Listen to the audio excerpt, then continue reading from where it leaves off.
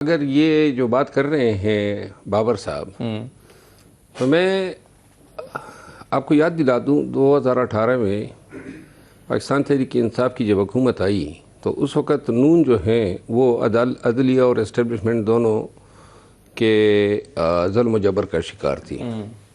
تو یہی صورتحال پیش آئی تھی. میاں نواز شریف صاحب کنوکٹ ہوئے تھے، جیل میں تھے، اور انہوں نے سینٹ کی نشستیں 2 لوگوں کو دی تھی، ٹکٹ دیے تھے. یہ معاملہ جو ہے سپریم کورٹ میں ثاقب نثار کی سربراہی میں ایک بینچ کے سامنے آیا. سپریم کورٹ نے ایک فیصلہ دیا جس میں انہوں نے قرار دیا کہ کسی کنوکٹڈ شخص کے ایما پہ کوئی پارٹی فیصلہ نہیں کر سکتی ہے، اور اگر کوئی فیصلہ ہو جاتا ہے تو وہ فیصلہ وائڈ اب انیشو ہے، اور اگر اس پہ عمل درآمد بھی ہوا ہے تو وہ عمل درآمد بھی نل اینڈ وائڈ ہے. ٹھیک. یہ فیصلہ جو ہے اس وقت سیاسی مجبوریوں کے تحت دیا گیا. وہ فیصلہ آج تک چیلنج نہیں ہوا ہے، یعنی کسی بڑے بینچ نے اس کو کالعدم قرار نہیں دیا ہے. ٹھیک. تو جو بابر صاحب کہہ رہے تھے وہ شاید اسی تناظر میں کہہ رہے تھے. جی. لیکن میرا خیال یہ ہے کہ اگر اپوزیشن لیڈر کے نوٹیفیکیشن کو اس گراؤنڈ پہ چیلنج کرتے ہیں جی تو اپوزیشن لیڈر کا ہونا پارلیمان کے لیے بھی ضروری ہے، جمہوریت کے لیے بھی ضروری ہے. آپ نے عدالت کو یہ بھی جسٹیفائی تو کرنا ہوگا کہ اس سے کون سا جمہوری عمل جو ہے وہ مطمئن ہو سکے گا یا اس کی پاسداری ہو سکے گی. ٹھیک.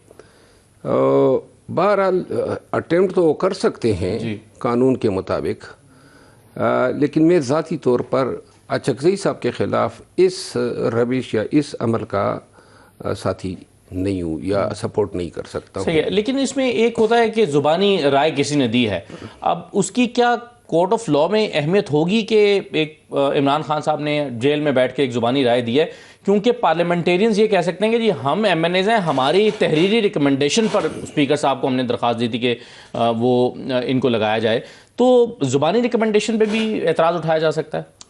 یہ تو پارٹی کا موقف دیکھنا ہوگا. پارٹی کا موقف دیکھنا ہوگا. پارٹی سے غلطیاں بھی ہو جاتی ہے. مثال کے طور پہ جب علی امین خان کو اٹھا رہے تھے تو سارے قانون دان سب کو اس فیصلے کا پتہ تھا، لیکن سلمان اکرم راجہ صاحب جیل کے باہر آ کے بولے کہ خان صاحب نے کہا ہے کہ جی چونکہ ٹیررزم کی جنگ میں علی امین خان ہمارے توقع کے مطابق نہیں جا رہے ہیں تو لہذا خان کی ماں پہ اس کو اٹھا کے سہیل افریدی صاحب کو چیف منسٹر لگائیں گے. ٹھیک. اب قانوناً یہ جو بیان ہے اور جس پہ عمل درآمد ہوا اور پارٹی نے اس کو اون کیا، خان نے اس کی ستائش کی، تو لہذا اس میں واضح طور پہ کوئی دوسری رائے نہیں ہے کہ وہ فیصلہ خان کا تھا اور خان کے فیصلے پہ عمل درآمد ہوا. ٹھیک. اب اگر اس فیصلے کا کوئی فائدہ اٹھانا چاہتا ہے تو فائدہ تو اٹھا سکتا ہے. صحیح ہے. مگر آپ جس ثاقب نثار صاحب کے فیصلے کا حوالہ دے رہے ہیں اس کی بنیاد پر تو پھر سہیل افریدی کو بھی چیف منسٹر نہیں ہونا چاہیے نا؟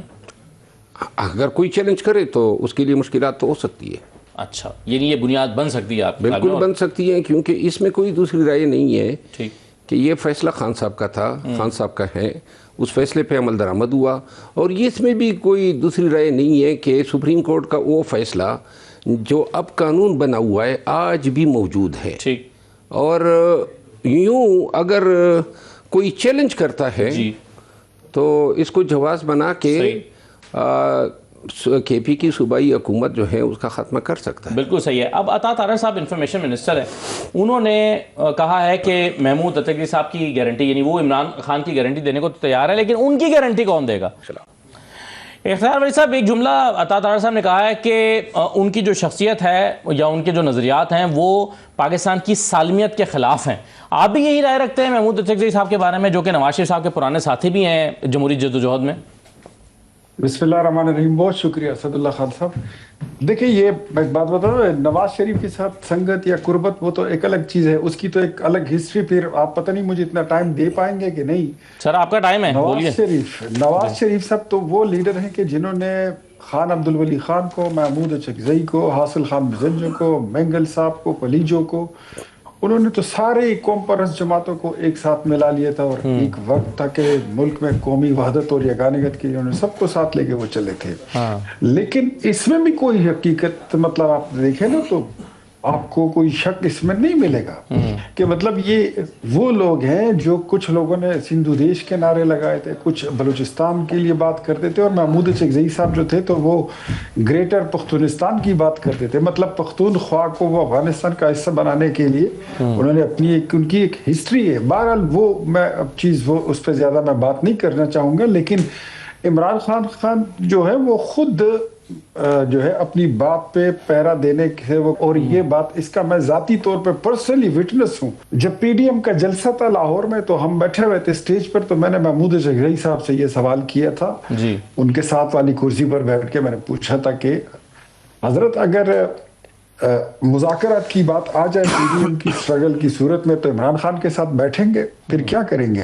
انہوں نے کہا وہ انتہائی بے اعتبار شخص ہے.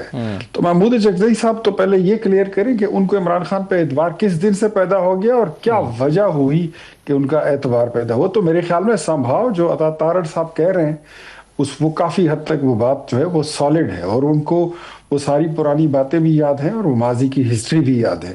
تو وہ تو ایک الگ چیز ہے. لیکن جہاں تک بات ہے تحریکوں کی جی تو ایک بات کلیئر ہے. دیکھیں یہ جو اس وقت پاکستان تحریک انصاف کے جو لوگ ہیں جو ریپریزنٹ کر رہے ہیں پی ٹی آئی کو, ان سب نے تو خیبر پختونخوا میں یہ کہہ کر لوگوں سے ووٹ لیا تھا کہ ہم عمران خان کو رہا کرانے کے لیے ہمیں ووٹ دے دو. جی تو 2 سال تو پورے ہو گئے ہیں. تو میرے خیال میں اعلان یہ ہونا چاہیے کہ 8 فروری کو اگر عمران خان رہا نہیں ہوا تو یہ سارے جتنے ایم پی ایز اور ایم این ایز ہیں ان کو استعفیٰ دینا چاہیے, گھر جائیں.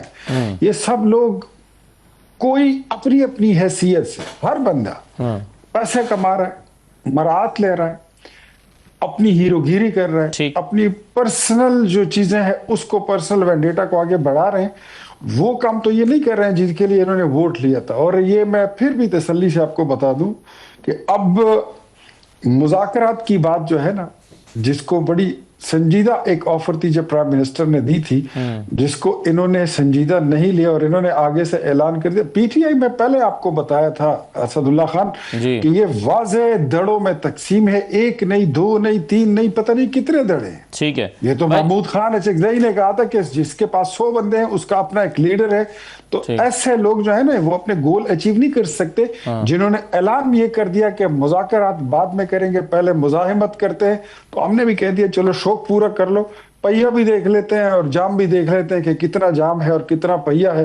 ان کے رنگ پسٹن بیٹھ چکے ہیں. سو آپ بھی کہہ رہے ہیں کہ محمود چکزئی صاحب کی گارنٹی آپ تسلیم کرنے کو تیار نہیں ہے عمران خان کے حوالے سے جو وہ دینا چاہتے ہیں.